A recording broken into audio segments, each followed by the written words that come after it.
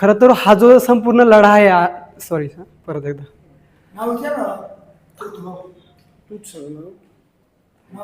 माझं नाव पुंडलिक होना लांडे. हा जो काही संपूर्ण अदानी प्रोजेक्ट आहे, खरं तर हा म्हणजे सर्वांसाठी एक घातक आहे.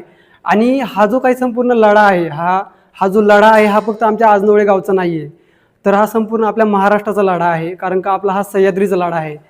खरं जर पाहिलं तर याच्यामुळे, ह्या प्रोजेक्टमुळे अनेक शेतकरी बेघर होणार आहेत. त्याचप्रमाणे आपल्या निसर्गाची खूप मोठ्या प्रमाणावर हानी होणार आहे. आणि त्याच्यासाठीच ही जी काही समिती बनवलेली आहे, या समितीमध्ये कोणत्याही एका पक्षाच्या व्यक्तीचा किंवा कोणत्याही संघटनेचा समावेश नाही, तर सर्वसमावेशक अशी संघटना, जी काही कमिटी आहे ती सर्वसमावेशक आहे.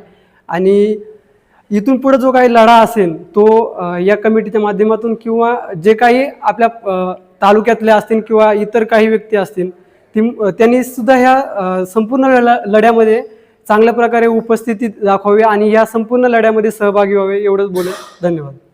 ह्या समितीचा आता अध्यक्ष बनवले ते देवराम लांडे, त्यांचं काही कार्य आहे त्याच्यात? देवराम लांडे साहेबांचं कार्य खूप चांगलंच आहे आणि त्याच्यामुळेच तर आमच्या गावाने त्या चांगलं नाही, काय त्यांनी काय केलं तिथे की बाबा अदानीचं प्रोजेक्ट आहे, तर मग काय काय कारणाने तुम्ही त्यांनाच अध्यक्ष बनवलं? खरं तर ही जी नीव आहे ती संपूर्ण गावकऱ्यांनीच लक्षात घेऊन माननीय जे काय माजी जिल्हा परिषद अध्यक्ष देवराम लांडे साहेब आहेत, यांची निवड सर्वानुमते केलेली आहे. आपण काय कारणाने केली की बाबा त्यांनी काय की अदानीशी ते भांडले का काय केलं?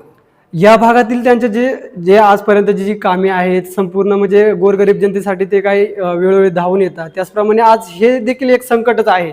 हे फक्त आदिवासी जनतेचं संकट नाही, तर हे संपूर्ण तालुक्यातलं किंवा आपल्या देशासाठी हे अदानी म्हणजे संकट आहे. आणि याच गोष्टीचा विचार करून आमच्या सर्व ग्रामस्थांनी आपल्या लांडे साहेबांची एकमताने निवड केलेली आहे.